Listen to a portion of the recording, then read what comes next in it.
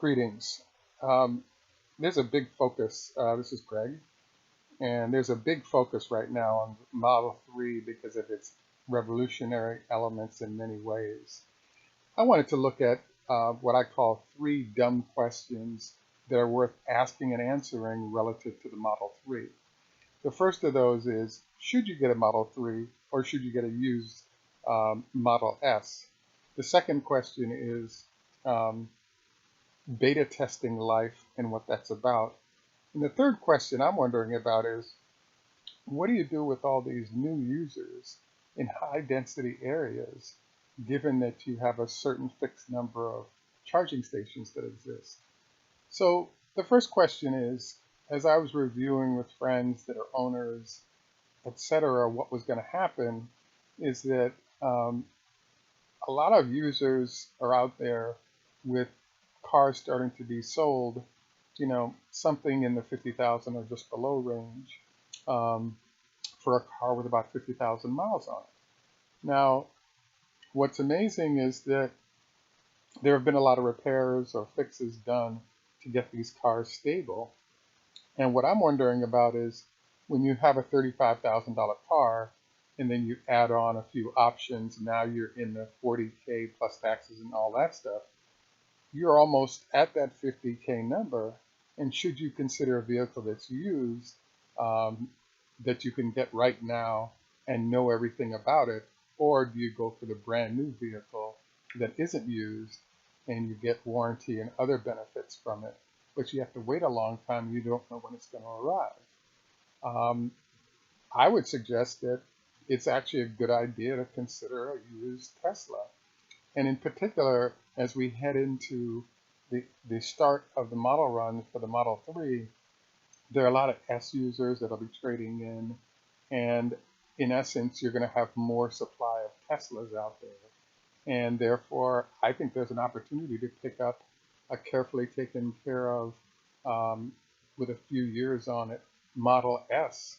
And it'd be a better value than getting a brand new Model 3. There's a bunch of other things we could look at as to why that is. For example, you if that Model S was purchased prior to January 1, I believe, of 2017, you get free access to the supercharger network still, and that's a annualized benefit that's kind of nice to have. There's other things you get. In particular, what I was thinking about is, there are a lot of repairs and redesigns that have been done to make the vehicle stable, more stable, and therefore I think that's another benefit, because it's fine that they'll do the repairs for you, but if you need repairs once a week, once every other week, there's a lot of additional time you have to put in before your vehicle is, truly in a stable situation to be enjoyed. The second issue that pops to mind is, what's going to happen to charging in high density areas. Tesla has been aggressive about finding restaurants and other sort of not so common places that one can bring your car for charging. And I think this has been smart. The issue that pops up is that everything has been fine when your average price of car was $80,000, because there aren't that many people really that are out there to compete with you for access to those charging stations. I believe it takes 30 minutes to get a half charge at a supercharger station.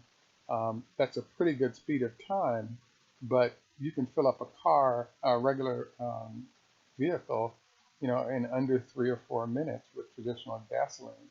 So even if you did have a charging station and it's nearby, the increased number of users results in a line of folks trying to get their car charged. So I don't have the answer to this, but my guess would be that about a third of the buyers are going to have garage situations where they provide their own power. It'll be in the middle on another third, and then there'll be another third that rely on those charging stations as their routine charging facility. My question is, how exactly is that going to work when you have all these new users? You, in essence, need to build a lot of gas stations or charging stations to meet the needs of those users, but you kind of can't build them early because there's a lot of capital costs and land costs associated with buying, building, leasing, whatever you do for those locations. and you need to have the install base to drive how and when those are installed. So I anticipate some issues popping up for many users as they get going in their ownership. The final thing that I like to consider is what I call the beta test process. So what this is about is that um, when you're an early adopter, there are a bunch of headaches that people tend to experience related to being the first to get something. So usually, pick any of the manufacturers you can think of. They have factories. These factories have installed equipment or machinery to build cars. Even when they switch from one car to the next, there are sort of defects or process development to get vehicles to run through smoothly and be well done. And when you're building a brand new production line, you don't get that benefit. So as a result, I would guess that there's going to be a very high defect rate for the first 10% of the cars coming through.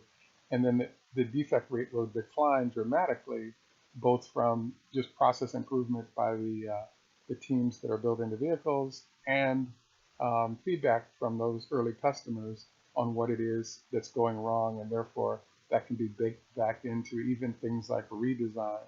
A buddy of mine had there was an S owner actually had the door handles had been redesigned because they recognized that some of the GWiz features weren't a good idea, and so it was redesigned. So the later vehicles had a change in what the door handle technology what setup looked like. So I bring all this up to you because um, I just think that there are smart ways to go about ownership and use, and and anticipating what's realistic.